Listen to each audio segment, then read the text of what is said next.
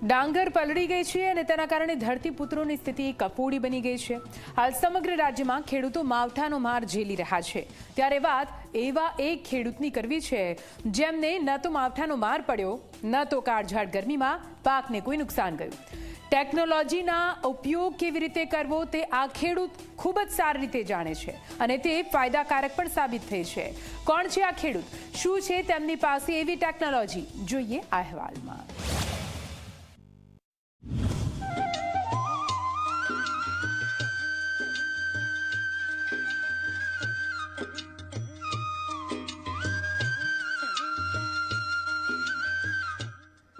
જ્યારે કમોસમી વરસાદ અને વાવાઝોડા ખેડૂતોના પાકને બરબાદ કરી રહ્યા છે, ત્યારે સુરત જિલ્લાના ઘલા ગામના ખેડૂત પ્રવીણભાઈ માંગુકિયાએ ટેકનોલોજીનો ઉપયોગ કરીને એક નવો જ અધ્યાય લખ્યો છે।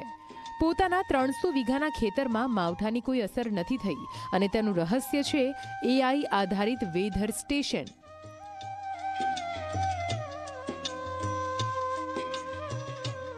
AI ટેકનોલોજીનો અમે એક સ્પેશિયલ ટાવર ઊભો કર્યો છે, જે અમને દર મિનિટે ફોન પર માહિતી આપે કે હવાનું દિશા કઈ રહેવાની છે, કેટલું દબાણ રહેવાનું છે, કેટલી ઝડપ રહેવાની છે, અને સાથે સાથે વરસાદ પડવાનો છે, કેટલો વરસાદ પડવાનો છે, ક્યારે પડવાનો છે, અને સાથે તડકાની તીવ્રતા કેટલી છે, કેટલા પ્રમાણમાં તાપ પડવાનો છે, દિવસ ક્યારે ઉગવાનો છે, દિવસ ક્યારે આથમવાનો છે।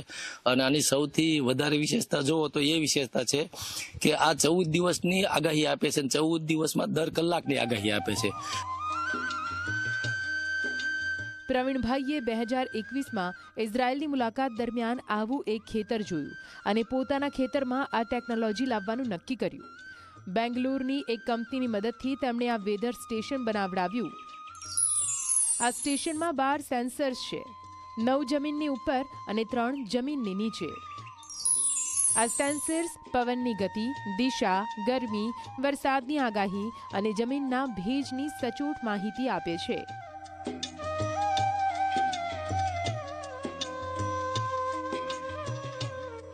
આ ટેકનોલોજી છે ને બેંગ્લોર બેઝ કંપનીની બનાવેલી છે, જે ટોટલ મેડ ઇન ઇન્ડિયા છે, અને બધી આમાં 12 ટાઈપના અલગ અલગ સેન્સર આવે છે।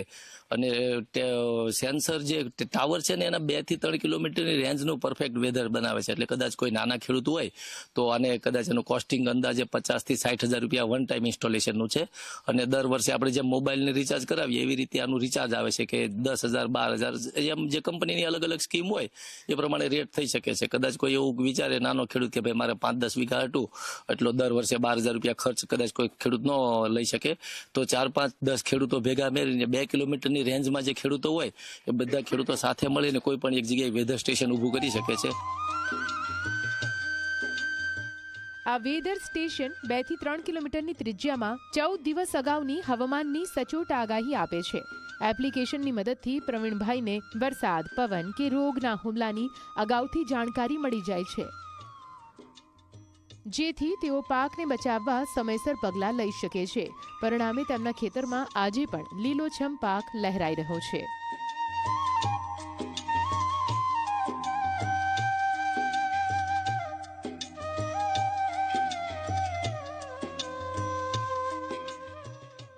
જો કોઈ જીવાત આવવાની હોય ને તો જીવાત તો વાતાવરણના આધારે આવવાની હોય કે ભાઈ કેટલું ભેજ છે, કેટલું હ્યુમિડિટી, તાપમાન, તો એ પ્રિડિક્ટ કરીને આપણને કહી દે કે તમારા ખેતરમાં આવતીકાલે અથવા પરમ દિવસે આટલો ભેજ રહેવાની શક્યતા છે, તો ફલાણા પ્રકારની કે કોઈ પણ પ્રકારની જીવાત અથવા તો ઈયળો આવવાની શક્યતા રહેલી છે। અને એ પણ કહે છે કે એની સાથે તમે આ સ્પ્રે ઓર્ગેનિક કરતા હોય તો ઓર્ગેનિક લેવલનું હોય, અને કેમિકલ ફર્ટિલાઇઝરનું તમે યુઝ કરતા હોય તો એ પ્રમાણે તમને એમાં સૂચના આપે છે કે તમે આ સ્પ્રે કરી શકો છો, આ જીવાત આવવાની શક્યતા રહેલી છે।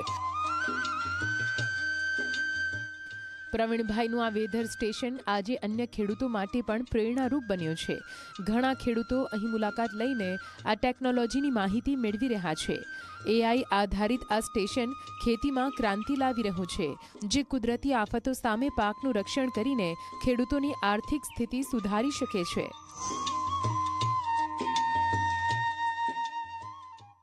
નવયુવાન ખેડૂતો જે ખેતી સાથે જોડાઈ રહ્યા છે, જે લોકો ટેકનિકલ બેઝ જ ખેતી કરવા માગે છે, તો ટેકનિકલ બેઝ ખેતી કરવા માટે સૌથી બેઝિક વસ્તુ છે તો મારી જ દ્રષ્ટિએ અત્યારે એઆઈ ટેકનોલોજી છે કે તમે ગ્રીન હાઉસની પાછળ ભાગો કે હાઇડ્રોપોનિકની પાછળ ભાગો, એ તો બહુ અલગ પ્રકારની ટેકનોલોજી છે. પણ ખુલ્લા ખેતરોમાં જે નવયુવાનો ટ્રાય કરે છે એ લોકોએ ફરજિયાતપણે આ એઆઈનો ટાવરનો ઉપયોગ કરવો જ જોઈએ, જેથી કરીને આ ભવિષ્ય વેધરની તો તમને ખબર નથી રહેતી ને, તો વેધરની તમને ઇન્ફોર્મેશન કોણ આપશે? ફોનની અંદર કે જે છે એ તો આખું ક્લસ્ટર બેઝ હોય કે સુરત જિલ્લાનું તાપમાન બતાવે કે સુરત જિલ્લામાં વરસાદ પડશે કે નહીં, કે કેટલો પવન આવશે એ બતાવે, પણ તમારા ખેતર એક્ઝેક્ટ લોકેશનનું ફક્ત ને ફક્ત આ ટાવર જ બતાવી શકે છે.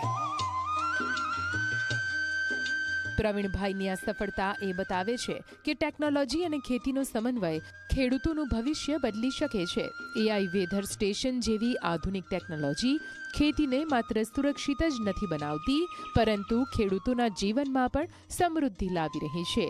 સંદીપ વસાવા, ઝી મીડિયા, સુરત.